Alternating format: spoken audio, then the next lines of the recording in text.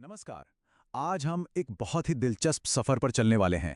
भारत की शिक्षा व्यवस्था की कहानी को समझने का सफर। ये कहानी हमें हजारों साल पीछे ले जाएगी, गुरुकुल के जमाने से लेकर आज़ादी के बाद हुए बड़े बड़े बदलावों तक।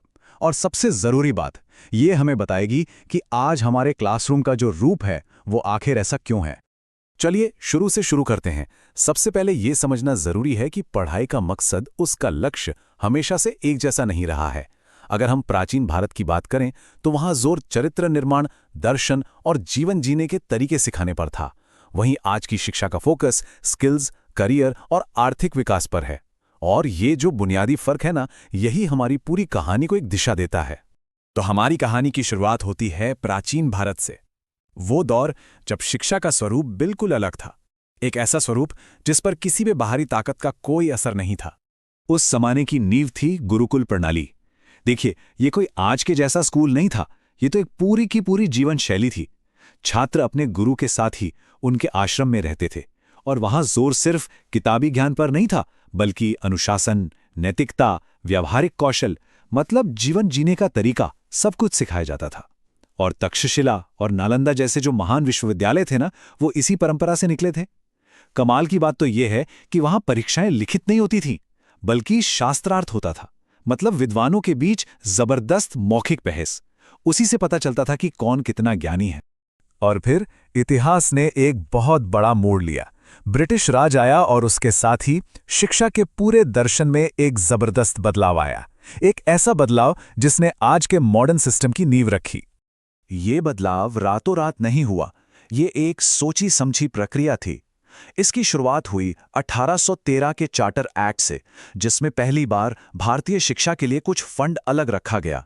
फिर आया 1835 का साल, जब मैकाले ने अंग्रेजी को शिक्षा का माध्यम बना दिया और पूरी दिशा ही बदल दी।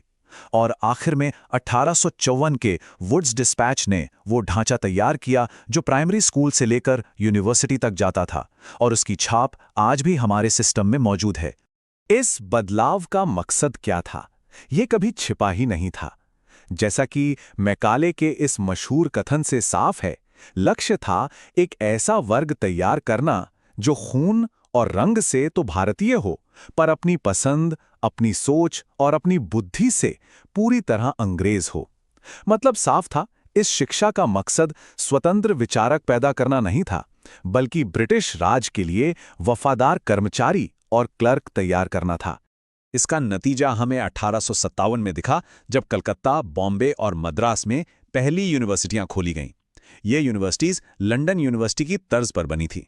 पर मजे की बात यह है कि इनका काम पढ़ाना नहीं था, बल्कि सिर्फ परीक्षा लेकर डिग्री देना था। पढ़ाई कॉलेजों में होती थी और यूनिवर्सिटी का काम बस एक सर्टिफिकेट देना था। यहीं से हमारी शिक्षा में परीक्षा और डिग्री पर इतना ज्यादा जोर देने की संस्कृति शुरू हो गई। फिर आया 1947, देश आजाद हुआ, और अब भारत के सामने एक बहुत बड़ी चुनौती थी। चुनौती ये थी कि इस अंग्रेजों के बनाए ढांचे को एक आजाद देश की जरूरतों के हिसाब से कैसे बदला जाए, एक नया रास्ता कैसे बनाया जाए। आजाद भारत ने इस चुनौती से निपटने के लिए एक एक करके कदम उठाए। सबसे पहले 1948 में राधाकृष्णन आयोग ने यूनिवर्सिटी शिक्षा की नींव रखी। फिर 1952 में मुदालियार आयोग ने सेकेंडरी एजुकेशन पर ध्यान दिया, और उसके बाद 1964 में आया कोठारी आयोग, जिसने पूरे सिस्टम को एक नई और बहुत मजबूत दिशा दी। और कोठारी आयोग की सबसे बड़ी, सबसे यादगार देन थी 10+2+3 का ढांचा। जी हां, वही ढांचा जिसे 1968 की राष्ट्रीय शिक्षा नीति में अपनाया गया। 10 साल स्कूल, फिर 2 साल हायर सेकेंडरी और उसके बाद 3 साल की डिग्री। अरे यही तो वो सिस्टम है जिसमें हम में से ज्यादातर लोग पढ़े हैं। इसने 50 साल से भी ज्यादा समय तक भारत में करोड़ों लोगों की पढ़ाई लिखाई को एक शक्ल दी। इस सफर में एक और बहुत बड़ा कदम था 2009 का शिक्षा का अधिकार कानून। इसने ना सिर्फ 6 से 14 साल के बच्चों के लिए शिक्षा को जरूरी बनाया, बल्कि एक और बहुत जरूरी काम किया। प्राइवेट स्कूलों में 25% सीटें आर्थिक रूप से कमजोर वर्ग के बच्चों के लिए आरक्षित की, ताकि सामाजिक बराबरी की दिशा में एक ठोस कदम उठाया जा सके। तो इतने सारे बदलावों, इतने सारे आयोगों के बाद आज ये सिस्टम आखिर काम कैसे करता है?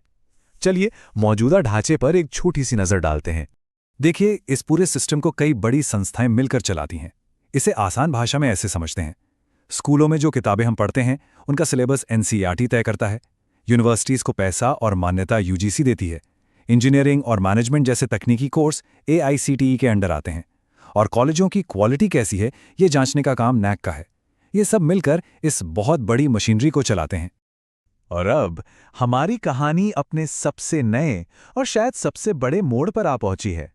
साल 2020 में आई नई राष्ट्रीय शिक्षा नीति, जो पूरे 34 साल बाद एक बहुत बड़े बदलाव का वादा करती है। इसमें जो सबसे पहला और बुनियादी बदलाव है वो है इसका ढांचा। पुराना 10+2 सिस्टम अब खत्म। उसकी जगह ले ली है 5+3+3+4 के नए मॉडल ने। इसकी सबसे खास बात क्या है?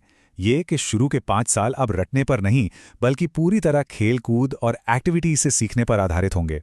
उसके बाद 3 साल तैयारी के, फिर 3 साल मिडिल स्कूल के और आखिर के 4 साल सेकेंडरी स्टेज के। इस नई नीति का जो मूल मंत्र है वो है फ्लेक्सिबिलिटी और स्किल्स। अब साइंस और आर्ट्स के बीच वो सख्त दीवारें नहीं रहेंगी। कोई छात्र डिग्री के बीच में पढ़ाई छोड़ सकता है और बाद में वहीं से दोबारा शुरू कर सकता है। इसके लिए एक एकेडमिक क्रेडिट बैंक बनाया जाएगा। इतना ही नहीं, 6ठी क्लास से ही वोकेशनल ट्रेनिंग शुरू हो जाएगी और शुरुआती पढ़ाई अपनी मातृभाषा में कराने पर भी जोर दिया गया है। तो हम अपनी इस लंबी कहानी के आखिर में एक बहुत ही दिलचस्प सवाल पर आकर खड़े हो गए हैं। ये नई शिक्षा नीति जो स्किल्स पर, लचीलेपन पर और रटने की जगह समझने पर जोर दे रही है, क्या ये कहीं ना कहीं हमें वापस अपनी जड़ों की ओर, यानी गुरुकुल के उसूलों की ओर ले जाने की एक कोशिश है, जहां संपूर्ण विकास पर जोर था? खैर, इसका जवाब तो हमें भविष्य में ही मिलेगा।